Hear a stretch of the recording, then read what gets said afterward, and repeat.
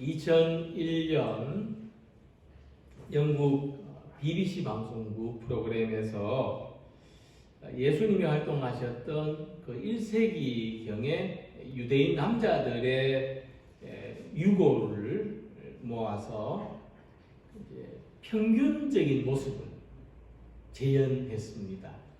아마 예수님이 이렇게 생기셨을 거다. 이 둘 중에 어떤 사진 같습니까?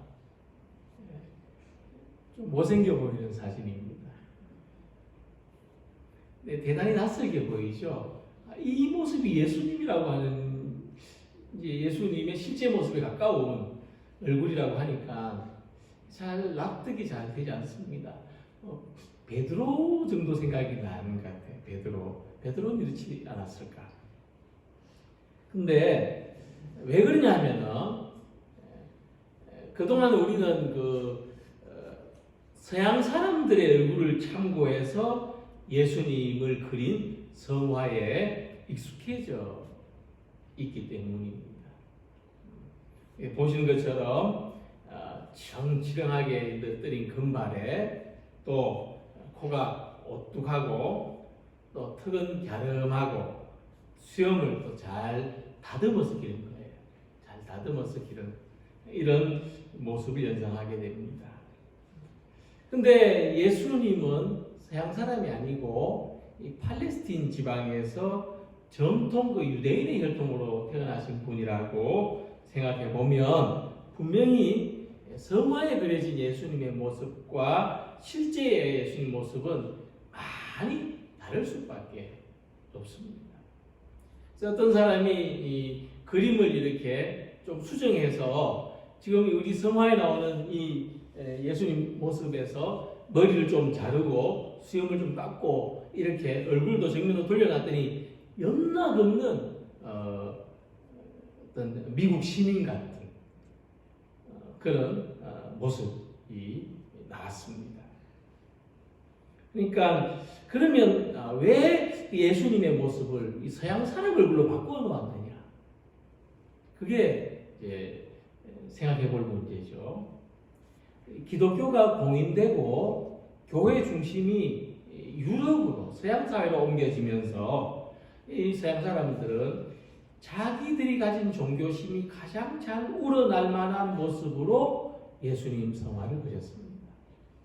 그리고 그 틀은 고정됐어요.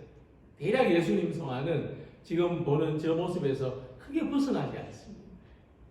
그래서 그 모습이 우리에게도 그대로 각인되어져서 마치 이제 예수님이 이렇게 아주 잘생긴 미남형으로 우리가 생각하게 되는 것입니다. 이 이야기는 무엇을 이야기하냐면은 사람들이 예수님을 믿을 때 성경에서 말하는 예수님 모습보다 내가 원하는 모습, 내가 믿고 싶은 예수님의 모습대로 믿고 싶어 한다는 겁니다. 그러니까 내가 믿는 예수님은 어때야 되겠습니까? 잘생겨야 됩니다. 멋있어야 되고 힘도 좀 있어 보여야 되고 내가 원하는 모든 것을 만족시켜 줄 수 있는 그런 예수님. 그래야 내가 좀 믿을 만하지 않습니까? 그래서 가난하게 태어나고 자라나고 십자가에서 고난받으신 예수님, 수치를 당하신 사람들 앞에 뻘거벗겨진 예수님, 온유하신 예수님, 그 예수님을 주님으로 믿는다는 것은 정말 믿음이 필요한 겁니다. 큰 용기가 필요한 거예요. 이사야 53장 2절에 메시아에 대해서 예언하기를 그는 주 앞에서 자라나기를 연한 순 같고 마른 땅에서 나온 뿌리 같아서 고운 모양도 없고 풍채도 없은지 우리가 보기에 흠모할 만한 아름다운 것이 없도다라고 했습니다. 우리가 이 이사야 선지자가 묘사한 예수님을 주님으로 믿을 수 있다면 정말 예수님을 보내주신 하나님께서 참으로 기뻐하실 겁니다. 예수님의 낮아지심과 가난, 예수님의 약해지심과 고난, 예수님의 십자가 희생은 바로 나를 향한 하나님의 사랑이기 때문입니다. 그래서 우리는 이 예수님의 약한 모습, 겸손한 모습, 낮아진 모습 속에 있는 하나님의 은혜와 사랑을 발견하고 예수님만으로 충분한 사람들이 되기를 원합니다. 예수님이 계신 것으로, 예수님이 지금도 나와 함께 하시는 것으로, 예수님이 나의 주님이시요 나의 하나님이신 것으로, 다른 것은 더 필요하지 않는, 예수님만으로 충분한 그런 고백할 수 있는 믿음의 사람들이 되시기를 소망합니다. 그래서 예수님 시대에도 좀 세력이 있고 뭐 재산이 많든지 사회적인 지위가 없는 사람들은 예수님을 우습게 생각했습니다. 아주 낮게 봤죠. 예수님의 신분은 뭐 목수 출신. 그런데 가난한 사람들은 예수님을 선생님으로 의지하고 따랐던 것입니다. 그래서 무엇을 이야기해 주느냐? 우리들이 하나님 앞에서 이렇게 낮은 사람이 될 때, 뭐 사회적인 지위가 높거나 어떤 소유가 많다 할지라도 가난한 마음이 될 때, 그리고 본래 가진 것이 없고 지위가 없어서 가난한 사람이라고 할 때, 예수님을 바라보면 그 예수님이 우리에게 참으로 큰 위로를 주시고 참으로 큰 소망을 주시는 그 믿음의 신비가 있다는 것을 발견하는 우리 모두가 되시기를 바랍니다. 오늘 본문의 말씀을 보면 모세가 율법을 전해받으려고 시내산 위에 올라갔을 때 산 아래에서 일어난 일입니다. 이 백성들은 이 40일 동안이나 모세를 기다리다가만 지쳤습니다. 이 40일 동안 뭐 하나님으로부터 어떤 계시의 소식을 기다리고 있는데 아무 연락이 없어요. 그러니까 그들은 굉장히 답답해졌죠. 갈급해졌고 막막해졌어. 불안해졌습니다. 그래서 하나님의 현존을 필요로 하게 된 것입니다. 하나님이 지금 우리와 함께 하시는 것을 좀 증명해달라. 좀 가르쳐달라. 좀 보여달라. 아론에게 요구했어요. 찾아가가지고. 거의 뭐 아론이 인자격이니까. 우리를 인도하신 하나님 어디 갔느냐? 어디 계시냐? 좀 보여달라. 우리를 위하여 우리를 인도할 신을 만들라. 이 모세 곧 우리를 애굽 땅에서 인도하여 낸 사람은 어찌 되었는지 알지 못합니다. 그 말입니다. 그래서 그들은 결국 넘지 말아야 될 선을 넘죠. 하나님께서 거듭 경고했던 우상을 만들어 섬겼습니다. 그 우상의 형상은 금송아지였습니다. 공교롭게도 이와 똑같은 현상이 반복됩니다. 왕조시대 때 솔로몬 왕이 죽고 이스라엘이 남북으로 분열되어졌는데 이 여로보암 왕은 북왕국의 백성들이 남왕국의 예루살렘으로 가는 것을 막기 위해서 금송아지 우상을 만들었습니다. 그리고 이렇게 똑같이 말했어요. 이스라엘아, 이는 너희를 애굽 땅에서 인도하여 올린 너희의 신들이라.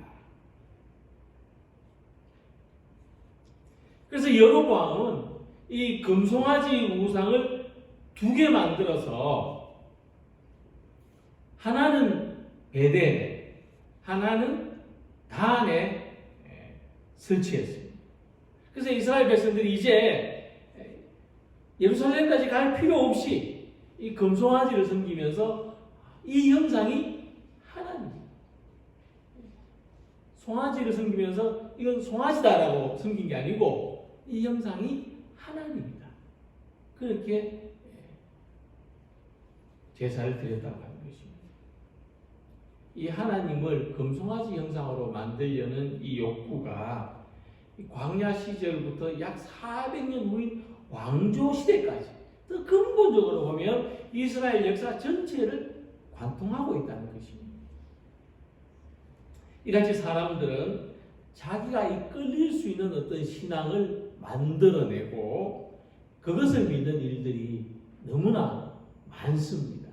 꼭 어떤 종교화된 어떤 미신뿐만 아니라 사람은 자기가 믿을 만한 어떤 자기의 신념, 어떤 소망 이런 것들을 만들어내고 그것을 믿는단 말입니다.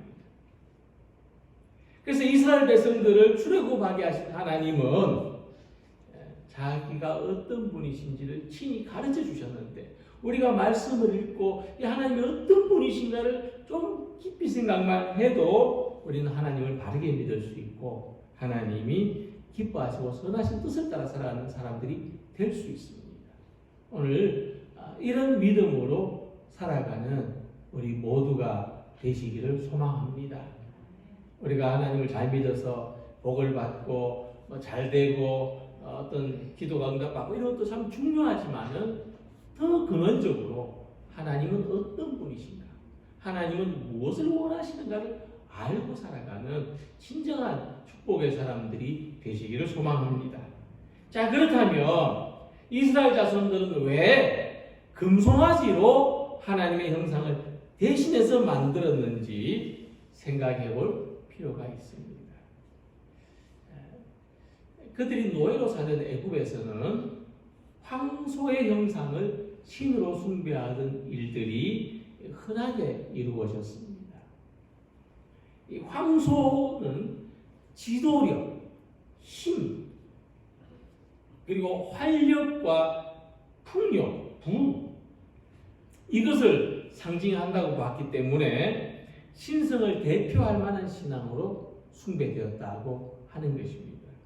그래서 이 세계의 자본주의 경제를 대표하는 미국의 금융가 월스트리트의 중심에 이 황소의 동상이 세워져 있는 것은 예외가 아닐 것입니다.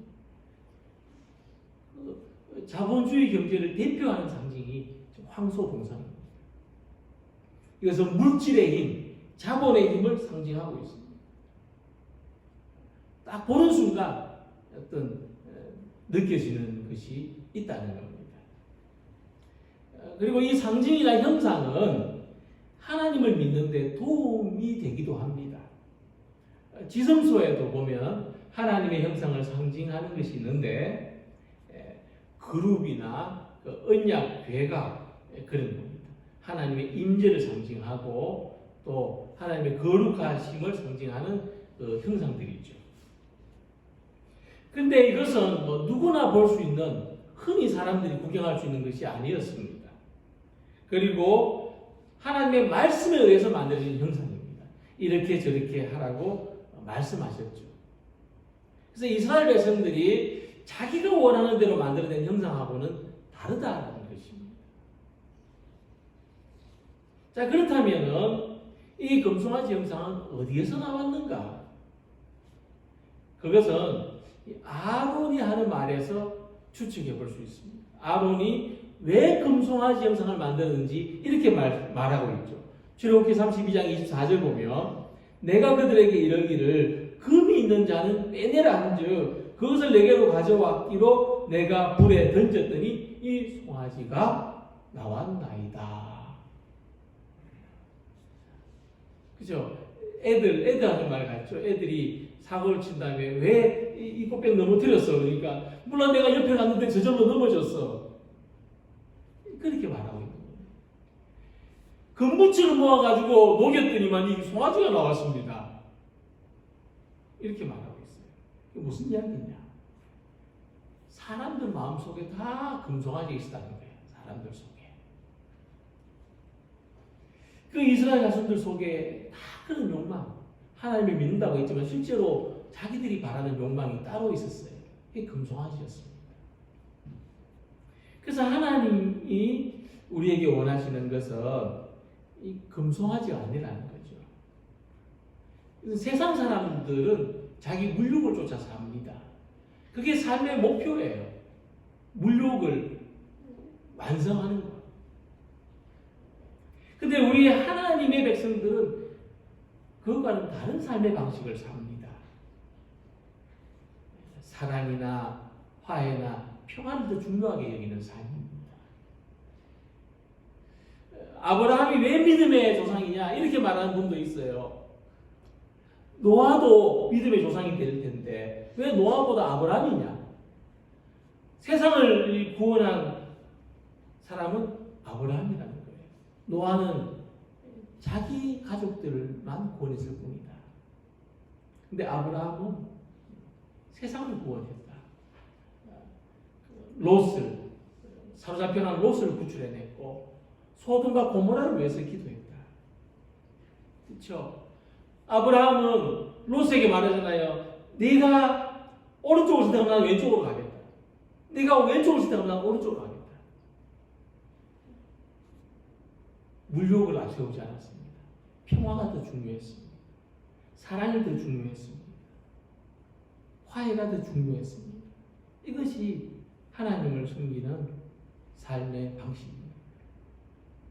그래서 믿음의 자리는 항상 이 둘 사이에서 갈등하게 됩니다.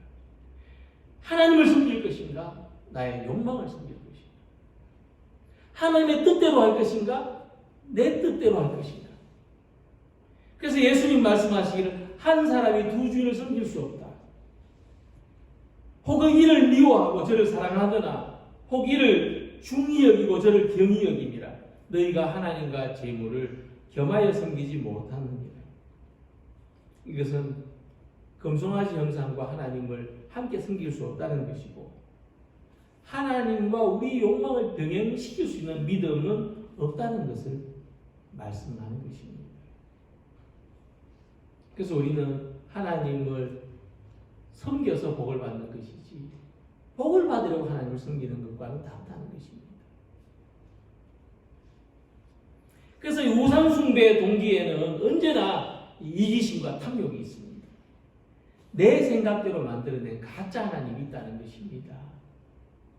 이스라엘 자손들 안에는 어느새 하나님을 따르는 삶 대신에 자기들을 위해서 하나님을 수단화하는 이런 신앙, 이런 그릇된 모습의 신앙을 추구하게 된 것입니다. 그러나 생명의 길은 하나밖에 없습니다. 생명의 길은 좁은 길입니다.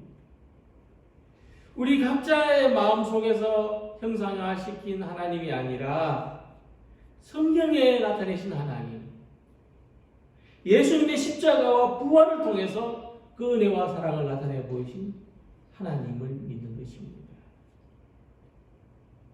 예수님의 십자가가 우리를 구원하셨다. 어떤 세상에서 내가 바라고 내가 욕망하는 것이 나를 구원할 수 있지 않고 나를 구원할 수 있는 것은 예수님의 십자가밖에 없다. 이 사실에 자기 전부를 걸고 살아가는 사람이 그리스도입니다. 그래서 하나님의 구원은 금송아지 형상이 아닙니다. 사람들이 풍요의 상징으로 삼고 숭배하는 우상이 아닙니다. 오히려 하나님의 형상은 고난의 표시인 예수님의 십자가입니다. 십자가가 우리의 자랑입니다. 그것은 십자가의 형상을 자랑하는 것이 아니라 십자가의 삶을 자랑하는 것입니다.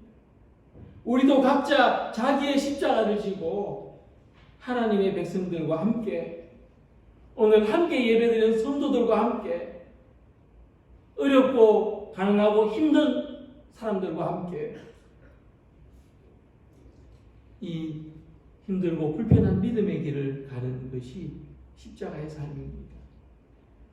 하나님의 뜻을 따르기 위해서 고난조차도 받아들이는 이 십자가의 삶을 추구하고 그 안에서 하나님의 은혜와 사랑이 풍성한 삶을 누리는 우리 성도님들이 되시기를 소망합니다. 그렇다면 이 하나님 대신 금송아지 형상을 만들어서 신으로 섬긴 이스라엘 자손들과 하나님과의 관계는 어떻게 됐을까? 이 일치될 수 없는 이 분열은 어떻게 수습되었는가? 결론부터 말씀드리면 하나님은 그러셨습니다. 모세만 남겨놓고 다 진멸해버리겠다. 그러나 모세가 하나님께 간곡하게 부탁을 해서 하나님은 이 진노를 거두기로 뜻을 돌이키십니다. 아시는 것처럼 이 출애굽기를 누가 썼습니까? 모세가 썼죠. 전통적으로 창세기부터 신명기까지를 모세가 썼다고 봅니다. 그러니까 모세는 자기의 관점에서 이 사건을 해석했습니다. 그래서 저는 이렇게 다른 관점에서 바라봅니다. 하나님께서 모세에게 설득되신 것이 아니다. 우리가 이 말씀을 그냥 문자적으로 그대로 읽으면 모세가 막 하나님을 설득해요. 하나님 막 화가 났어요. 모세가 하나님 화내시면 안 됩니다. 잘 생각해 보십시오. 하나님 화내실 일이 아닙니다. 이렇게 하죠.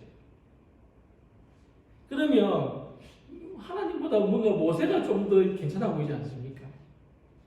그런데 이 말씀의 의도는 그런 의도가 아니라는 겁니다.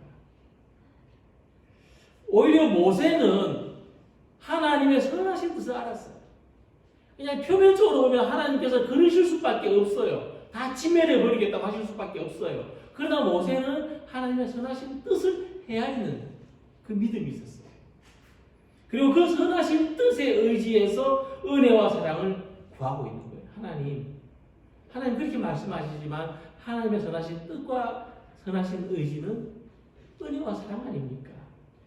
하나님, 그 은혜와 사랑을 의지합니다. 이렇게 기도한 거예요. 그래서 우리가 하나님과의 관계에서 어떤 위기를 맞이한다 할지라도 하나님의 은혜와 사랑을 의지하면 얼마든지 언제든지 구원과 회복의 길로 나아갈 수 있습니다. 하나님의 은혜와 사랑이 한이 없고 끝이 없습니다. 이것을 의지하고 살아가는 우리 모두가 되기를 바랍니다. 그래서 이 모세의 기도, 모세의 간구를 보면 먼저 하나님께서 이 백성을 출애굽해내신 사건을 기억해 달라고 했습니다. 어찌하여 그 큰 권능과 강한 손으로 애굽 땅에서 인도해내신 주의 백성에게 진노하십니까? 다시 말하면 큰 권능과 강한 손으로 애굽 땅에서 우리를 인도해내신 하나님은 우리에게 진노하시지 않는다. 그런 말이죠. 그래서 하나님 그 자비로우신 마음으로 용서해 달라는 것입니다. 사람이 완전하지 않습니다. 사람이 부족한 존재, 연약한 존재입니다. 말씀드렸지만 늑대를 사람하고 같이 키운다고 해서 늑대가 사람처럼 하진 않습니다. 그런데 사람을 늑대와 같이 키우면 늑대처럼 합니다. 사람이 완전하지 않다는 거예요. 그래서 우리의 완전하지 않음 때문에 하나님과의 관계가 깨지는 것이 아닙니다. 우리의 약함이나 부족함 때문에 하나님하고 깨지지 않아요. 혹시 우리가 잘못된 길을 선택하고 잘못을 저질렀다 할지라도 하나님의 은혜와 사랑을 구하면 언제든지 하나님과 회복될 수 있습니다. 우리는 항상 기회가 있어요. 우리는 언제든지 기회가 있습니다. 하나님이 우리의 피난처가 되십니다. 그 피난처가 바로 예수님이죠. 하나님 우리를 구원하기 위해서 예수님을 세상에 보내주셨습니다. 예수님의 고난과 희생으로 우리를 구원해 주셨습니다. 그것은 하나님의 은혜와 사랑을 확증해 보이신 겁니다.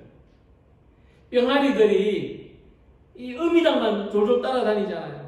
그 품 안에서 안전을 누리던 것처럼 누구든지 예수님을 피난처로 삼으면 그 안에서 안전합니다. 그 안에서 삶의 안전을 보장받죠.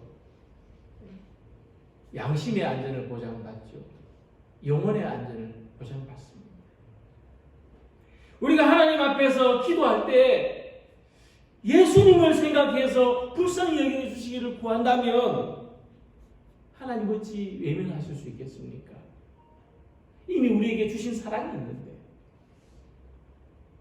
우리가 예수님의 이름을 의지해서 구하고 찾고 두드리면 하나님께서 구하는 자에게 주시고 두드리는 자에게 열어주시고 찾는 자에게 보여주시지 않겠습니까?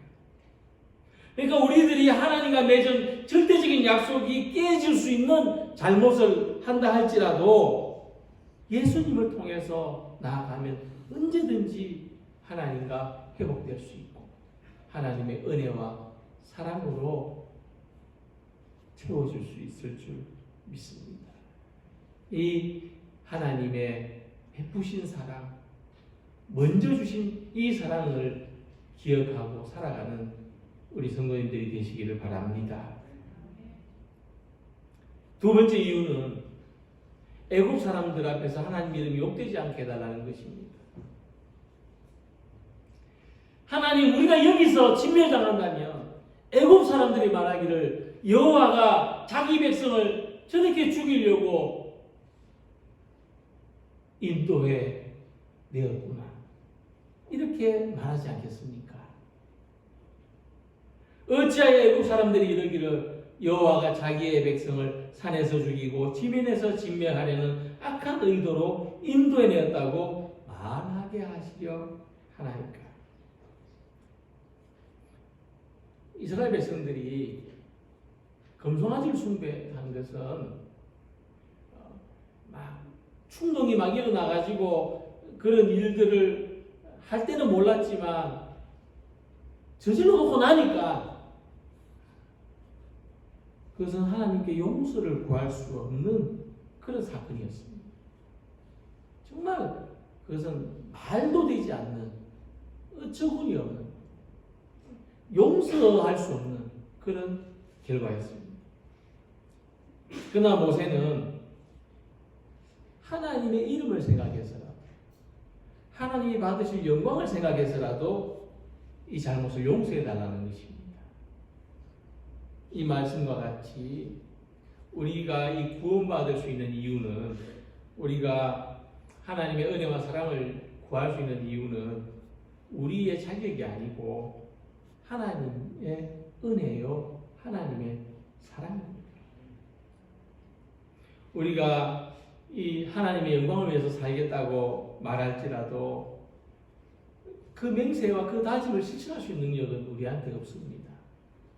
은혜 받을 때 내가 모든 걸 다 드리겠다고 해도 또 그 마음이 식고 나면은 여전히 소유나 우리가 누리는 것에 대한 집착은 떨어뜨려 놓기가 힘든 겁니다. 그러나 하나님은 그런 우리를 믿어주시고 그런 우리들을 선한 길로 인도해 주십니다. 왜냐? 우리를 통해서 하나님이 영광 받으시기를 원하시기 때문입니다. 하나님 그것을 기뻐하십니다. 하나님은 이처럼 부족하고 연약한 우리를 통해서 영광 받으시는 것을 기뻐하십니다. 그래서 다윗이 이렇게 고백했습니다. 내 영혼을 소생시키시고 자기 이름을 위하여 의의 길로 인도하시는도다. 아무리 생각해봐도 자기 안에는 하나님의 은혜와 사랑을 받을 자격이 없었어요. 보이질 않았어요. 그래서 다윗은 뭘 생각했습니까? 내가 자격이 있어서가 아니라 하나님이 나를 통하여 영광 받으시기를 선택하셨구나. 그래서 다윗은 엄청난 잘못을 저지르고도 넘어지고도 다시 일어날 수 있습니다. 내가 자격이 있어서가 아니고 하나님이 나를 통해서 영광 받으시기를 선택하셨기 때문입니다. 그래서 만약 우리가 내가 이 영광을 받으려고 하는 삶을 살아간다면 하나님을 실망시켜드리게 될 것이고, 내가 낮아지고 내가 십자가를 져야 되지만 하나님의 영광을 위하여 살아간다면 하나님은 이런 우리들을 기뻐하시고 높여주실 것이 분명합니다. 모든 영광은 하나님께서 받으시기를 소망하며 살아가는 우리 모두가 되시기를 원합니다.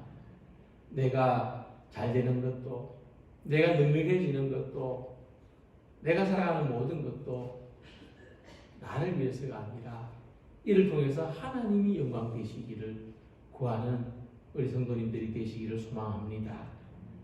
그리고 하나님께서 선조들에게 하신 약속을 기억해달라고 부탁합니다. 주의 종 아브라함과 이삭과 이스라엘 야곱을 기억하소서. 주께서 그들을 위하여 주를 가리켜 맹세하여 이르시기를 내가 너희의 자손을 하늘의 별처럼 많게 하고 내가 허락한 이 온 땅을 너희의 자손에게 주어 영원한 기업이 되게 하리라 하셨나이다. 모세는 약속의 하나님을 믿음의 방패로 삼고 나갑니다. 이 기도는 하나님이 선조들과 맺은 약속이 있는데 우리의 연약함 때문에 이 약속이 깨지지 않기를 바란다는 것입니다. 이스라엘 백성들이 하나님과 약속을 어긴 거죠. 그리고 우상 숭배를 했습니다. 그럼에도 불구하고 우리의 조상 아브라함과 이삭과 야곱과 맺은 하나님의 약속을 기억해 주십시오. 그리고 그 큰 약속의 틀 안에서 우리들을 용서해 주시고 우리들에게 기회를 주십시오 하는 것입니다.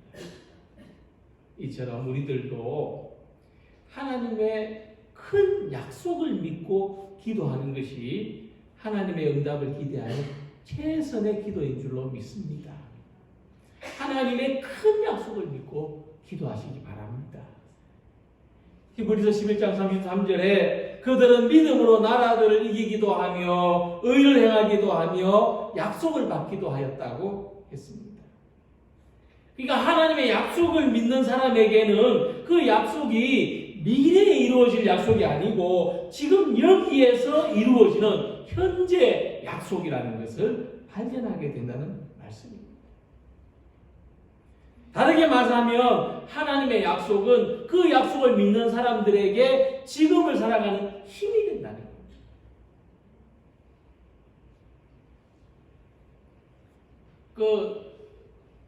프랑스 군사들이 오스트리아를 정복하러 갈 때 알프스 산맥을 넘어야 되는데 다들 목이 말라서 지치고 힘들었습니다. 그때 나폴레옹이 그랬다고 합니다. 병사들 힘을 내라. 저 산만 넘어가면 커다란 살구 농장입니다. 그 말을 듣고 그 군인들이 막 목구멍에 침이 막 넘어오는 거예요. 그 살구의 신맛을 생각하니까. 그래가지고 그 알프스 산맥을 넘었다는 이야기가 있었습니다. 근데 저는 그 뒷이야기가 더 궁금해요. 과연 그 산 너머에는 살구 과수원이 있었을까? 알 수가 없습니다. 그러나 하나님의 약속은 그 약속의 확실성과 함께 그래서 지금을 살아가는 사람들에게 힘이 된다는 것입니다. 이 약속을 신뢰할 때 우리는 언제나 강하고 담대해질 수가 있는데 하나님의 약속은 예수님의 십자가가 보증하고 있는 약속이기 때문입니다. 그래서 하나님의 큰 약속은 예수님의 십자가 안에 있습니다. 이미 예수님께서 우리를 위하여 모든 고난과 모든 질고를 감당해 주신 십자가 안에 하나님의 약속이 다 들어있습니다. 우리를 위하여 십자가의 고난까지 감당하신 하나님이 그 아들로 인하여 우리에게 이보다 더한 것들도 주시지 않겠느냐고 했던 것이 사도 바울의 믿음이었던 것입니다.